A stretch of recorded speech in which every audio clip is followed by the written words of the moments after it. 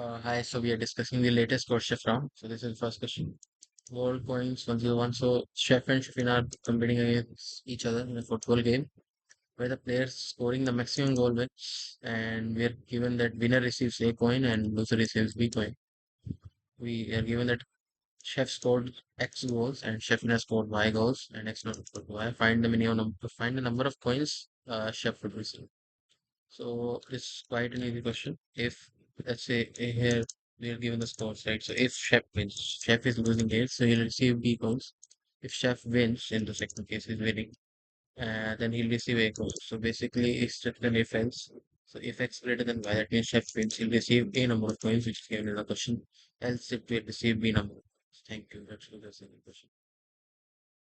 So this is the second question. Independence Day 101. On the occasion of Independence Day, Chef wants to design a new flag for the country of Chefland. He has some equal-sized strips with three different colors and need to arrange them in a line so that no two adjacent strips share the same color. Given that Chef has A orange strips, B white strips, C green strips, determine if it is possible to design such a flag using all the strips.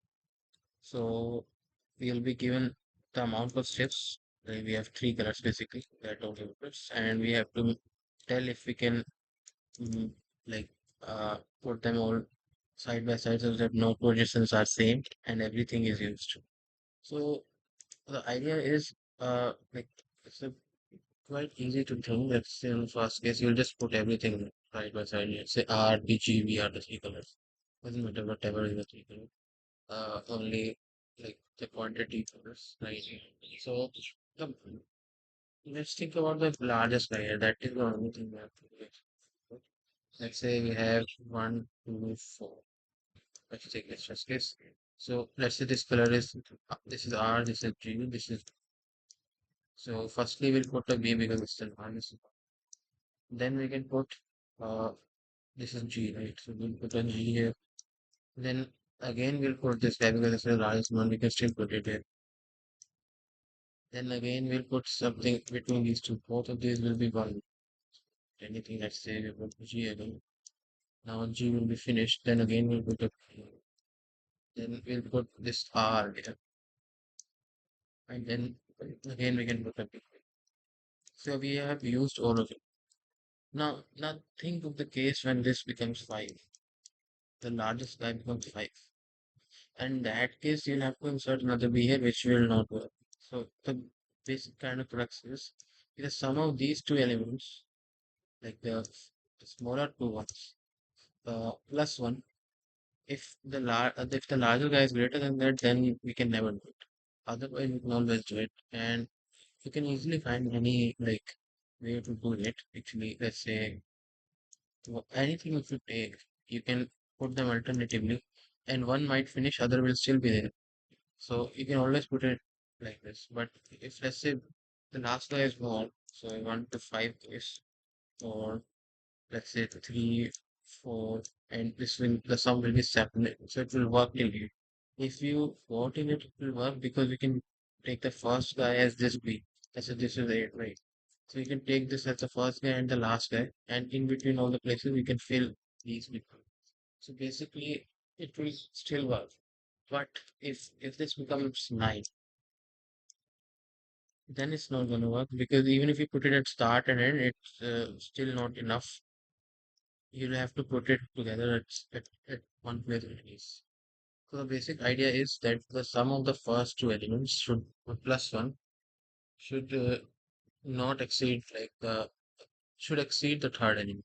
Like the third element should not be that much big that you cannot fill it at the correct places.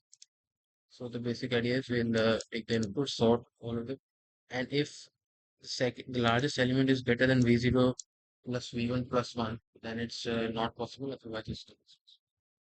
So we can arrange it in that way, like in this way we have shown. In all other ways, we simply arrange it because the third guy, let's say if it's 3 right here, so 1, 2, 3, so then everything is 3. So B, uh, R, G, B, so G, and then again B, then G, then B, and then the last guy can put as the heart. So anything else works. Uh, Until and unless this last guy is very big, then you'll have to place it together somewhere, and that will violate the condition. So this is the simple uh, question. So we'll go to the next one. So this is the third question. You are a traveler. You are at a junction of two paths. One leads to eternal happiness, other leads to eternal doom. There are n plus m people, n of which will tell the truth, and while the remaining m will always. Okay, so they can be telling the truth or lie. Whatever. All of them are aware of which paths lead to where. You don't know who is the true teller, who is not. You will ask some randomly to the next people. The following question: which among the two paths lead to eternal happiness? Is it possible for you to be sure which path leads to eternal happiness? If it's possible, find the minimal x where you can be sure of the path regardless of which x people you end up asking. Okay, so there are n plus m people, n are telling the truth, and m can tell the truth or lie. So let's think of this. So we are given n plus m people, and m will m can lie also. So, okay. Now let's think of some cases, right? So we have to make some cases. Let's say the number of people who lie are greater than the number of people who tell the truth. In this case, you can never find out the correct solution. Why? Let's say uh, total m plus n people, right? So let's say you ask all of them. That is the worst possible case. You ask all of them. So what might happen is that all these m people might also say the truth, right? Let's say they all say the truth and this guy also tells the truth. These guys already tell the truth and these will tell the truth. Then everyone will say the same thing. M plus n people will say the same thing. That is a obvious case. That will work. That is fine. But let's think of the other case. In that case, everyone who can lie lies, and people who tell the truth, they'll always tell the truth. And m is greater than n. So what does it mean? Ki m plus n people are there, and n people told that let's say it's yes. N people told it's yes, but everyone else told it's no. So if you look at the majority, you will go with a no. And the basic idea is that some of these people might say yes, some might say no. But in general, more people are lying, so you cannot rely on the information that is given by him. So basically, when m is greater than n, then in that case, we can say that sorry, m is greater than equal to n, then we can say we cannot be sure. Even in the case of m equal to n, let's say m plus n people are there, right? So n, we ask everyone, we literally ask everyone, then what will happen? Then we'll have two n people, and what might happen is all of the people who are lying, uh, sorry, all the people who can lie will lie, let's say. So we'll have n people who say this yes, and people who say it's no. So how can you determine who is telling the truth? You cannot determine that case also. So basically, in the case m greater than equal to n, you will say it's a no. Okay, we cannot determine, right? So in that case, it's okay. Now in the other case, when m is less than n, let's think of this case. M is less than n. So what happens? If if m is less than n, and let's say we asked m people, what can happen? This is normal. Some of them can be telling the truth, some of them can be telling the some of them can be lying. We cannot actually make a claim that how many people here can will lie at max. But let's say we take 2m people. 2m people if we take, what claim can we make here? We can make a claim that out of this 2m, at max m people can be telling the lie. Because there are only m people who tell the lie at worst case. They might tell the truth, but let's consider all of them are lying. Then out of the 2m people, m people if they are lying, then m must be telling the truth. So in this, there must be at least m repetition. In out of 2m people, out of 2m, we should have at least m repetition. Okay, I think that's fine. Now the people who are lying can also, everyone can lie there. So let's say the answer is yes. The true people are saying yes, yes, yes. Out of these m yeses are there. M yeses are there. And m no's are there. So in this case, you can actually cannot determine anything. It's the same case as the last one, like m equals to n. But let's say if you take one more person, so what will happen?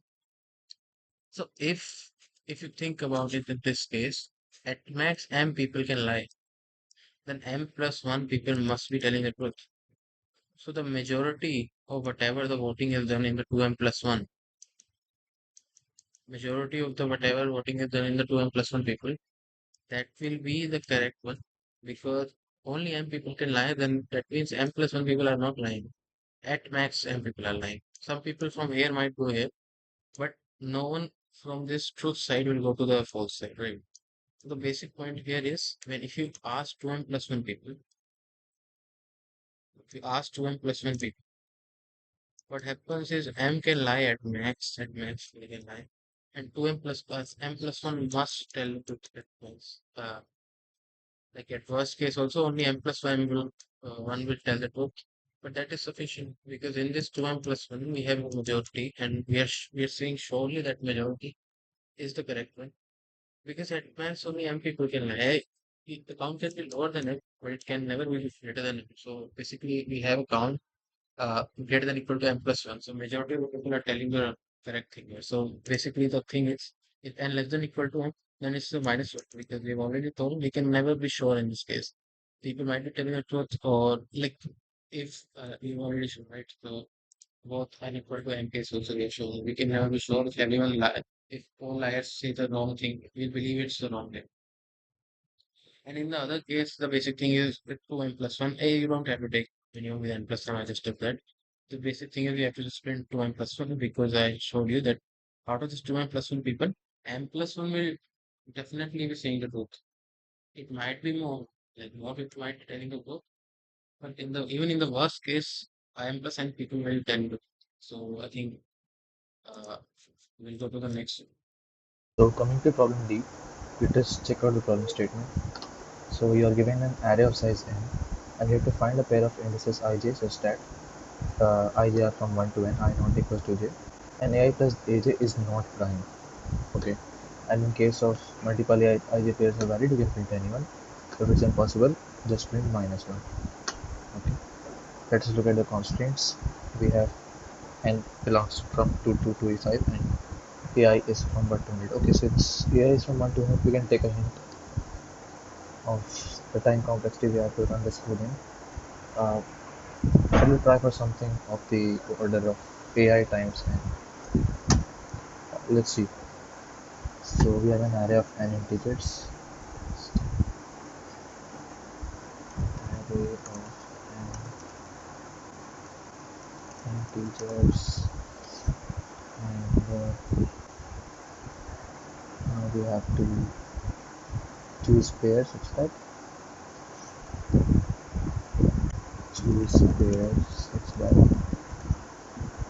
uh, AI plus AJ is not prime.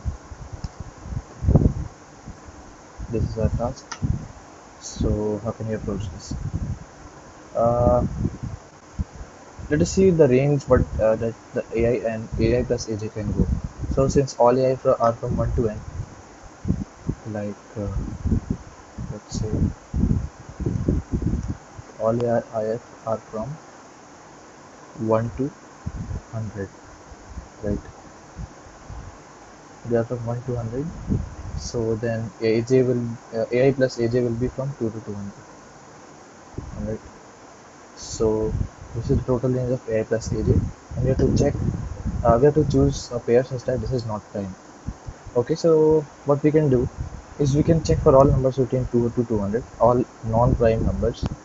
Okay, we'll choose the sum to be any non-prime number between 2 to 200, and we'll try to check if that sum is attainable, right? And to check if that sum is attainable, what can we do? Uh, what we can do is we can just take a map and store occurrences of numbers in it. Like, uh, let me give an example. Let's say we have a number. This is a non-prime number. Let's say it's 42. Okay, so let that number be 42, and we have to find if whether we have attained a sum of 42 or not. So let the array be here. Let the array be, we have 23, 2, 5, 12, and let's say what uh, 90. Right. This is our array. and you have to check if sum 42 has been attained in this. So we have a map here. We'll keep a map here in which we'll keep the occurrences of all the numbers in the array. We have one occurrences each of 25, and then we have 2, then we have 5, and so on. So let's say we'll first check for 23, right? So the first number that we have in our hand, we'll check for 23, and the total sum is 42, right? So we want the other number to be 42 minus 23, right? The number should be 42 minus 23, that is 19. Fully correct. We want 19, right? And we will have a map of occurrences in which we'll have 19 also. So we'll check the map if 19 exists, and if 19 exists, then we can say that uh, it's possible. So we found 19 here in the map, and we can say that this sum is attainable. So we'll iterate for each element like 23 to 5, 12, and 19, and so on, and we'll keep finding the complement of it, like sum minus that number in the map. If that number exists, then it's possible. There is one just corner case that we need to handle. Uh, let's say we have 2 and 2 here, and the total sum is 4. 4 rather. So 4 is the total sum, and we have 2 and 2 here. So this is a possible sum, but let's say we only have 2. Let's say in another array we only have 2, right? So if we just check the occurrence of 2 here, then also this will give possible, because 2 is available, and then we'll check for 4 minus 2. This will also be available in the map. So we just have to check that if there's the same number occurs 2 times, then the same number has to occur at least 2 times in the whole array. You understand what I'm saying? Like this is possible. This one's possible, but this is not possible, right? So we'll just keep a track of the count of out of numbers also, and in case AI and AJ occur to be same, then we'll have to check if AI occurs more than 2 times. That's all we have to do in this. Let's just jump to the implementation here. So we have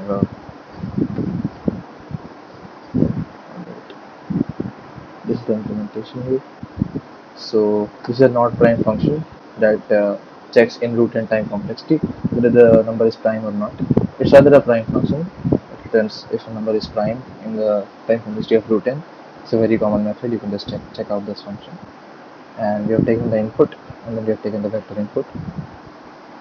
Now I've written the comments here that AI is from 1 to 100 and AI plus AJ is not prime. So we'll check for every prime number between 2 to 200. It should be 2 to 200, such that a sum can be formed, right? So we have created just 2 maps. The first map will store the indices of occurrences, and the second map will store the frequency, right? You can see I've just run a OFN loop, and I've done map of AI equals to I and map 2 of AI plus plus. Like this will count the frequency, and this will just count the index of occurrence. So I ran just a loop from 2 to 201.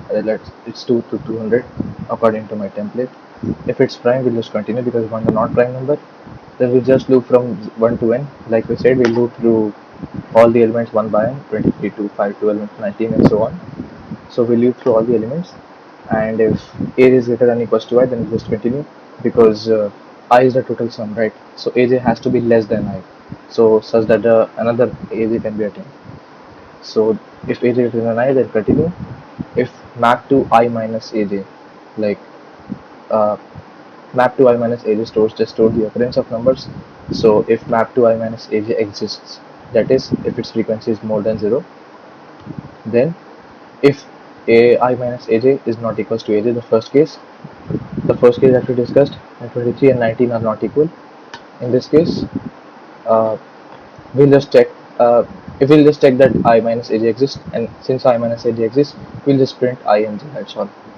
We just print J plus 1 and the occurrence of I minus AJth element, and we just added 1 because we have a 0 based indexing, and we have to answer in 1 based indexing, right? And then we'll return. Else what we have to do, if map to I minus AJ is greater than 1, that is, at least 2 occurrences must be there of I minus aj. We could just have said aj also, because I minus aj equals to aj in this case. Uh, yeah, if map2 of aj is greater than 1, I can just make it aj, it will work as fine also. Then we just loop from k from 0 to n, and if k equals to j, then continue. We're just running this n loop one time, right? We're not running it each time, so don't mistake the time complexity to be n square. It's just O of n only within this loop. So if map to aj greater than 1, so we loop once from 0 to n, and if such a such a number exists, that is if k equals to j, then we continue. If k not equals to j, and if ak equals to aj, then we will just print it k plus 1 and j plus 1. So that is the only thing that we have to do. Uh, and else, if we cannot find anything, we'll just print minus 1. So it should also work as a symmetric ones.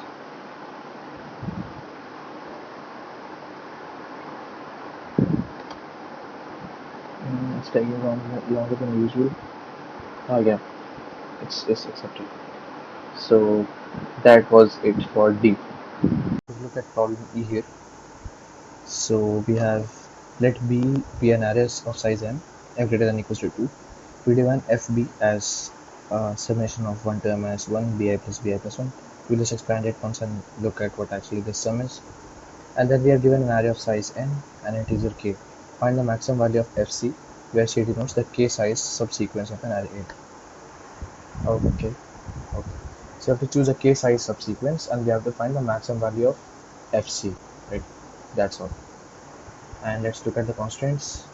We have t is from 1 to 100, and it's from k and n are from 1 to 2e5, and ai is from 1 to 50. Okay, ai also from 1 to 50. This is also a hint you can take for the constraints. Okay,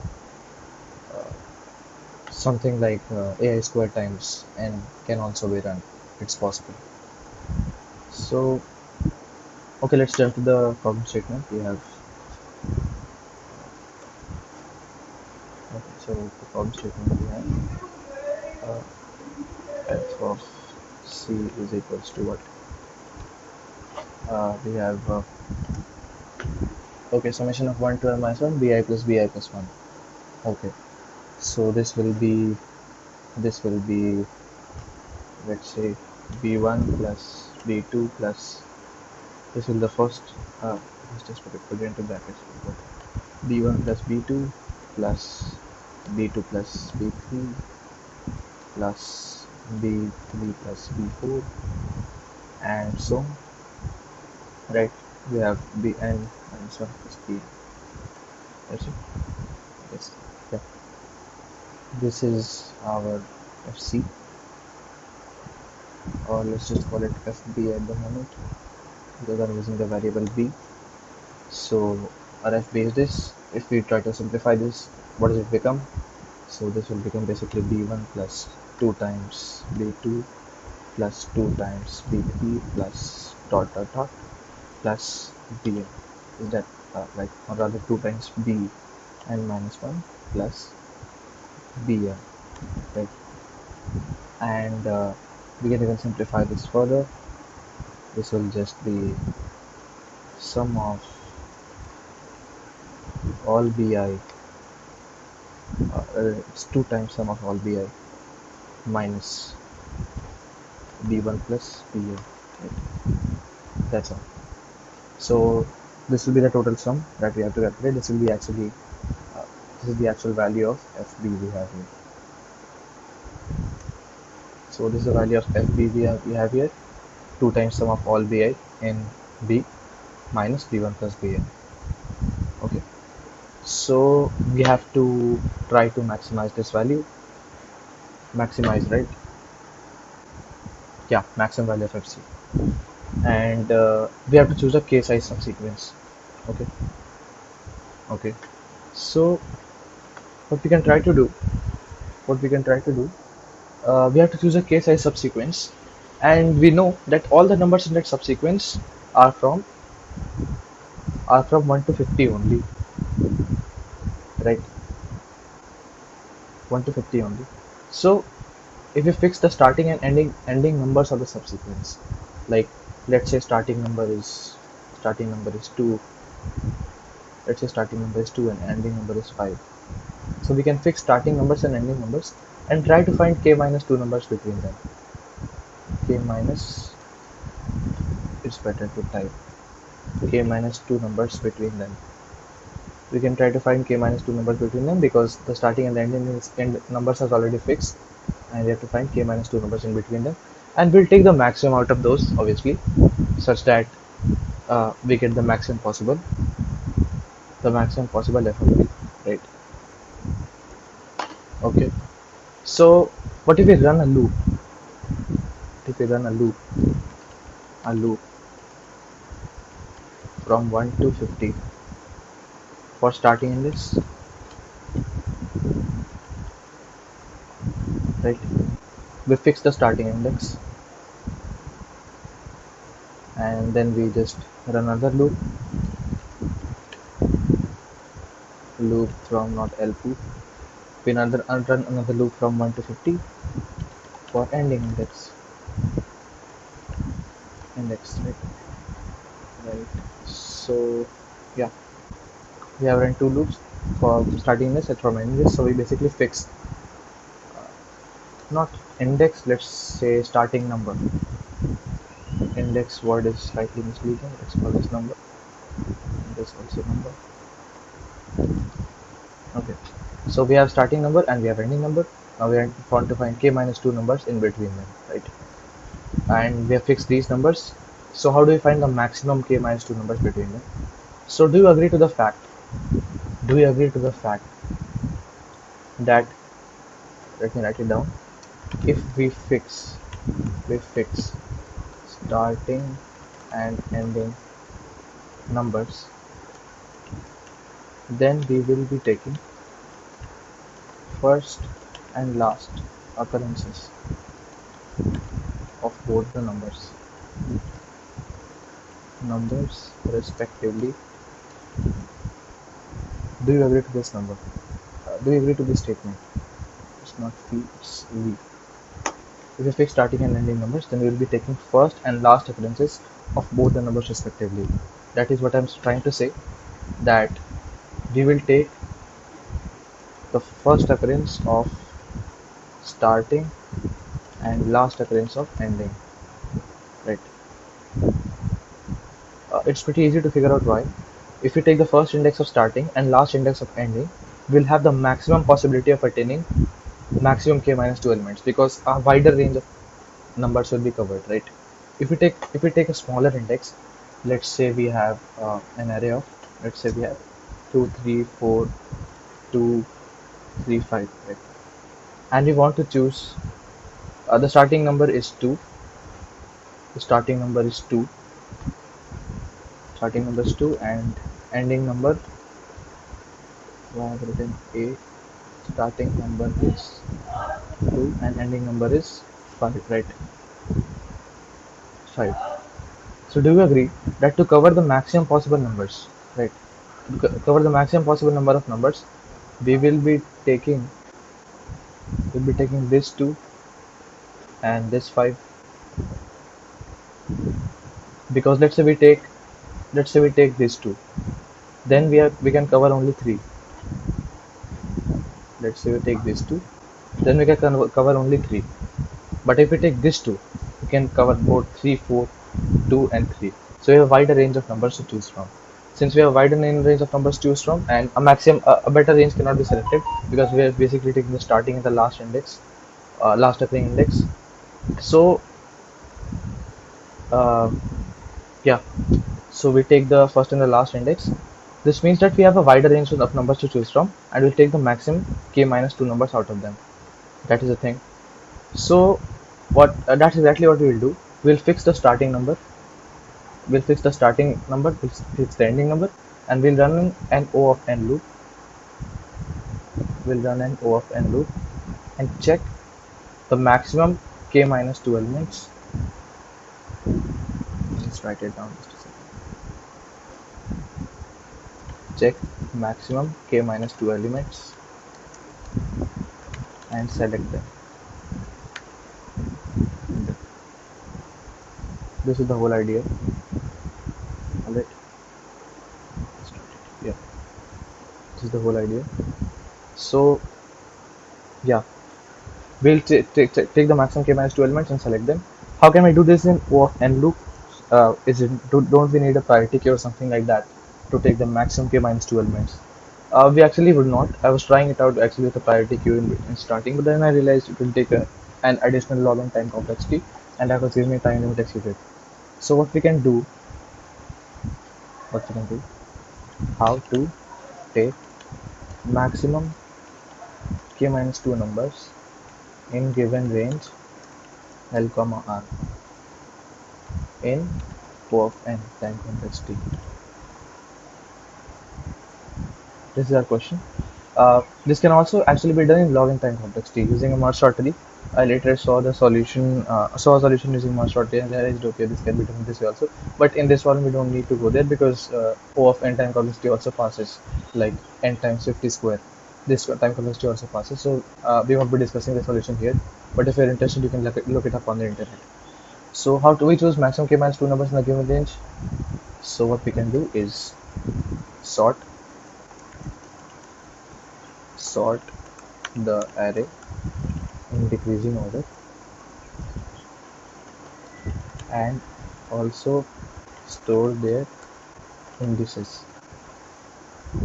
Basically, we'll create a vector pair. Let's say, let's just give an example. We have, let's say, 5, 2, 3, 1, and 9. 5, 2, 3, 1, and 9. This is our array.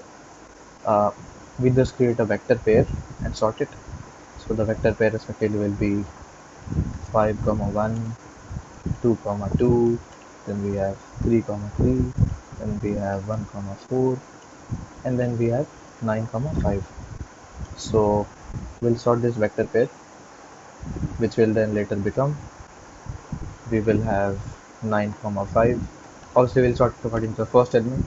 We have 9 comma 5, then we have 5 comma 1, then we have 3 comma 3, and then we have 2 comma 2, and then finally we have 1 comma 4.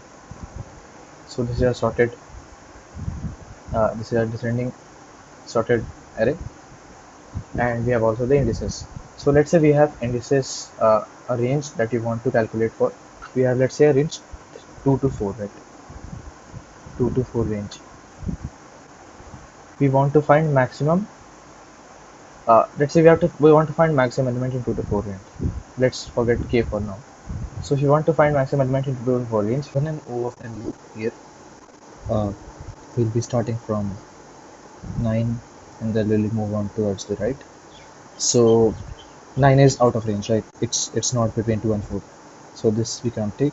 Then we move on to 5. Then again, it is in one range, it is out of range. So this we also can't take. Then we have 3. 3 is within range, right? So we have found the maximum element, then we'll stop, right? So similar approach will apply. We'll take the first k numbers, or the first k minus 2 numbers. I'll just type them. Yeah. Select the first k minus 2 numbers that occur within the given range, and those k minus 2 numbers will be the maximum k minus 2 numbers that can be selected, because the array is already sorted in descending order, right? So this is the algorithm we'll follow. Sorry, this is the algorithm we'll follow. Oops. This is the algorithm we'll follow, and we can just run in 50 times O of n loop here, and we can find the solution here. We'll just take the sum of all the numbers and we'll subtract a1 plus an from the whole sum. That's all.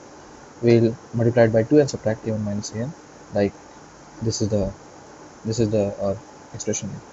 So let me just check out the code here. We have the code here. So we have taken the input nk, and then we have taken the vector input, and we have created two vectors. Actually, I was using a map in the beginning, but then I realized it will take additional log and time complexity in searching in a map, so I just changed it to vectors because the numbers are from 1 to 50.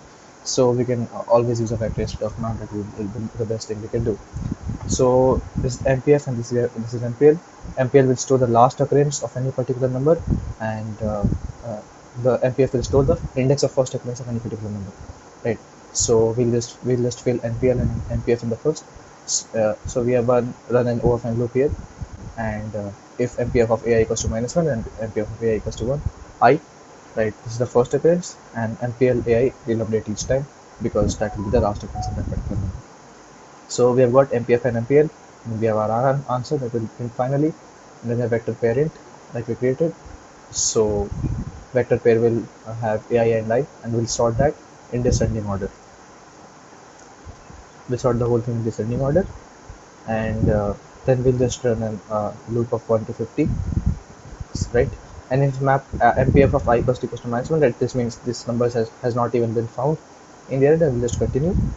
Else we'll choose the starting index as MPF of I, that is the first occurrence. Then we'll again do from 1 to 50 for the next number, for the last number, and again the end index will be MPL of J.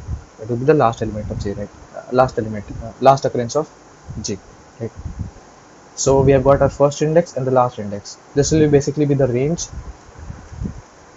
We have STI to and I will be the range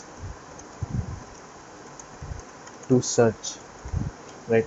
We have to find k minus 2 numbers between this range, right? So we have initial counts that equals to k minus 2. We need to find this many numbers, and sum equals to I plus j, right? The initial sum we have initialized with I plus j, right? And we'll add other numbers to this sum also, right? So we loop from 1 to n, like the whole VP array, and then if VP first of all we have this condition, and I minus start I plus 1 less than k, which means the whole range cannot accommodate even k elements. Then it's not possible, so we just continue here, and else we continue, with the loop. So if count equals to 0, right? If suppose the count was 0 from the beginning, that's why I added this statement at the beginning also. So if count equals to 0, then we break. If VP L dot second is greater than uh, STI, and VP L dot second less than NDI, which means this is within range. The VPL dot second, that is within range. Then we do count minus minus, and sum plus equals to VPL dot first, that is uh, we do count minus minus, like we will add this element if this is within range, right? This is what we basically are doing this loop. And again, if count equals to 0, then we break through. I guess if I just commented this, then also it would work because it's checking in the beginning each time, but never mind. Then we have then we multiply sum by 2. We basically write shift by 1. Both are basically the same things. And then we do sum minus equals to I plus j, because as we discussed, the whole sum, the expression for FC is equals to 2 times all sum. I'm sorry, it's basically 2 times sum of all minus b1 plus bn. So this is the expression here. That's what I'm calculating here. 2 times sum minus b1 plus bn, and then we have answer equals to max of answer common, and we'll take the maximum of answer each time, right? And then we'll just print the answer. That's the solution. It does pass in 50 times often time complexity, but like I said, it can also be done in 50 times log n complexity by binary searching in a merge sort tree. But that will be a slightly more complicated solution, and I guess if it would have been the solution here, then this would not have been E. This might have been like F or G, something like that. So yeah, that's it, I guess. Thank you.